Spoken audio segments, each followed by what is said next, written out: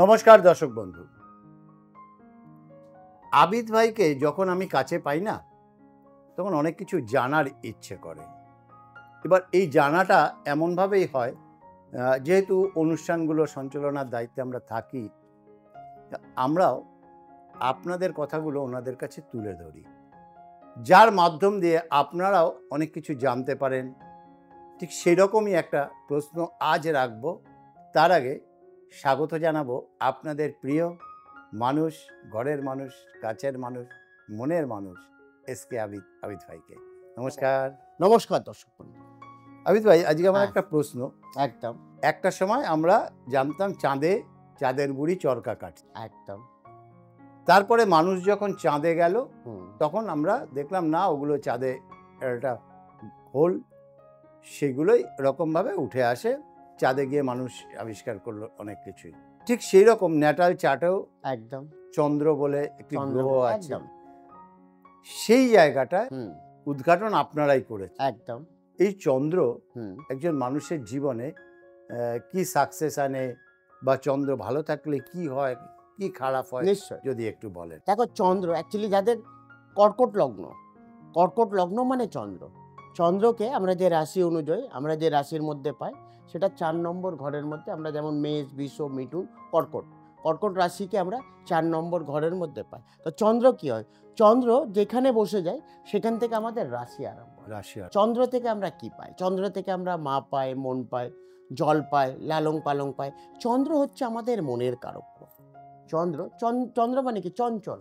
জলকে দেখো, এক জায়গায় রাখলে জল থাকবে, জলকে যেখানে রাখবে সেখানেই গড়িয়ে জল, হ্যাঁ, তার আকার ধারণ করে। চন্দ্রকে আমরা যে আমাদের শরীর পঞ্চতত্ত্ব দ্বারা গঠিত, অগ্নি, পৃথ্বী, বায়ু, জল, আকাশ। আমরা যে তথ্যটা পাই চন্দ্রের মধ্যে, সেটা আমরা জল তত্ত্ব পাই। চন্দ্র শনির সঙ্গে বসলে খারাপ প্রভাব দেয়, কারণ চন্দ্র হচ্ছে মা। যেমন রবিকে আমরা পিতা প্ল্যানেট বলি, চন্দ্রকে আমরা মা বলি।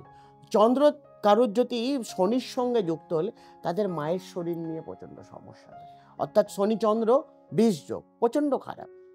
আবার চন্দ্র যদি রবির সঙ্গে যুগলে তাহলে গ্রহণযোগ বলা যায়, তাদের মা এবং বাবার সঙ্গে বন্ডিং ভালো হয়নি, কেন চন্দ্র হচ্ছে মা আর রবি হচ্ছে পিতা। তো চন্দ্র হচ্ছে কি? চন্দ্র হচ্ছে জল আর রবি হচ্ছে সূর্য। তাহলে সূর্য আর জল তো এক জায়গায় থাকতে পারবে না, তাদের মা বাবার সঙ্গে আগুন আর জল একসঙ্গে বন্ডিং ভালো হবে। সেখানে যদি আমি সংখ্যায় গেলে, তাহলে আমি সংখ্যার মধ্যে চন্দ্রর যে সংখ্যা সেটা 2, 11, 29 এবং 20, এই সংখ্যাগুলো আমি চন্দ্রর সংখ্যায় পাই। কেন? চন্দ্রর সংখ্যাগুলো। এবং নক্ষত্র যদি আমি দেখতে যাই, তাহলে রোহিণী নক্ষত্র পাই আমি, শোভনা, এবং আমরা এই নক্ষত্রগুলো আমরা পাই, শোভনা নক্ষত্র। এইগুলো আমরা প্রত্যেকটা প্ল্যানেট অনুযায়ী আমাদেরকে দেখতে হয় কি কোন নক্ষত্র কার সঙ্গে যুক্ত। অর্থাৎ চন্দ্র কারোর যদি উইক থাকলে তাদের শরীরের মধ্যে একটি জল জড়িত সমস্যা থাকে, তাদের স্কিনে, দাঁতের, চোখের প্রচণ্ড সমস্যা আছে। চন্দ্র যদি খারাপ পজিশনে থাকলে তাদের মায়ের শরীর নিয়ে প্রচণ্ড সমস্যা হয়। চন্দ্র যদি খারাপ জায়গায় থাকলে তাদের বাড়ির বাস্তু খারাপ হয়, কেন 4 নম্বর ঘর থেকে আমরা মা এবং বাস্তু পাই। সেখানে চন্দ্র যদি রাহুর সঙ্গে বসলে, রাহু চন্দ্র এক ঘরে বসলে গ্রহণযোগ, তাদের বাড়ির বাস্তু ভালো হয় না। তাদের বাড়ির পূর্ব পশ্চিম দিক করে একটা দিক করে বাথরুম, বাড়ির বাস্তুটা অনেক বেশি ম্যাটার করে। বাড়িতে অনেকেই দেখো ভাঙা কাঁচ অথবা বাথরুম দেখা যায় পূর্ব পশ্চিম দিক করে, সেখানে মানুষের চন্দ্র খারাপ হয়। চন্দ্র যদি মানুষের খারাপ থাকলে তাদের প্রচণ্ড মায়ের শরীর নিয়ে সমস্যা, এবং তাদের বিবাহিত জীবন, তাদের ম্যারিড লাইফের জায়গা প্রচণ্ড সমস্যা দেয়। চন্দ্র কারুর যদি খারাপ থাকলে তাদের মন প্রচণ্ড চঞ্চল, মানে মাইন্ড ফিকাল মাইন্ড থাকে, তাদের প্রচণ্ড মাইগ্রেনের সমস্যা আছে, তাদের চোখের সমস্যা আছে, তাদের পেটের, তাদের কর্মক্ষেত্রে প্রচণ্ড বাধা আছে। কেন? শনির 7th হাউস যদি দেখি তাহলে কুম্ভ রাশির ঘর, অর্থাৎ শনির ঘর। তা আমরা যখন একটা লগ্ন দেখি, তার লগ্নর 7th ভাবটা যেটা দেখি সেটা কার ঘর, সেটা কার সঙ্গে যুক্ত। কেন? 7th হাউস হচ্ছে আমাদের পার্টিকুলার, আমরা যে বিয়ের যে জায়গাটা দেখি সেটা 7 to 7 এর মধ্যে আমাদেরকে দেখতে হবে। সেখানে ওর ডিগ্রি দেখতে হবে, তার বল দেখতে হবে, তার অনুযায়ী আমাদেরকে দেখতে হবে। বৃহস্পতি যেমন চন্দ্রের সঙ্গে বসলে উচ্চস্থ, অর্থাৎ ভালো ফল দেয়। চন্দ্র সবসময় ধনু রাশি অথবা মীন রাশি বা বৃষ রাশি অথবা তুলা রাশির ঘরে বসলে যথেষ্ট চন্দ্র খুব ভালো ফল দেয়। চন্দ্র শনির সঙ্গে বসলে খুব খারাপ প্রভাব দেবে, চন্দ্র রাহুর সঙ্গে বসলে প্রচণ্ড খারাপ প্রভাব দেবে, চন্দ্র রবির সঙ্গে বসলে প্রচণ্ড খারাপ ফল দেবে, চন্দ্র মঙ্গলের সঙ্গে বসলে প্রচণ্ড খারাপ। তাহলে আমাদেরকে পার্টিকুলার এইগুলো দেখতে হয়। আর দর্শক বন্ধু, এইগুলো দেখাই কিন্তু এসকে আবিদ অর্থাৎ আবিদ ভাইয়ের কাজ নয়।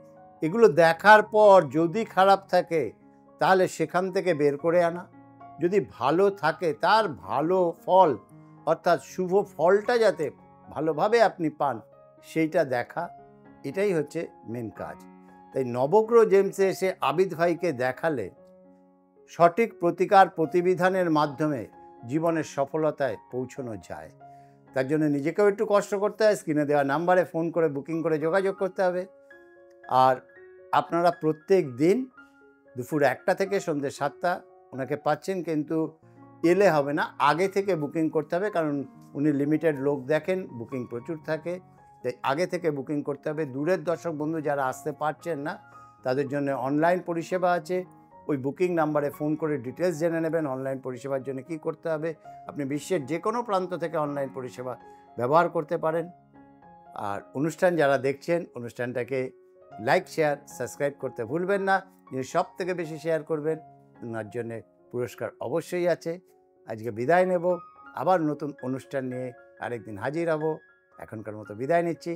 নমস্কার। নমস্কার। নমস্কার দর্শক।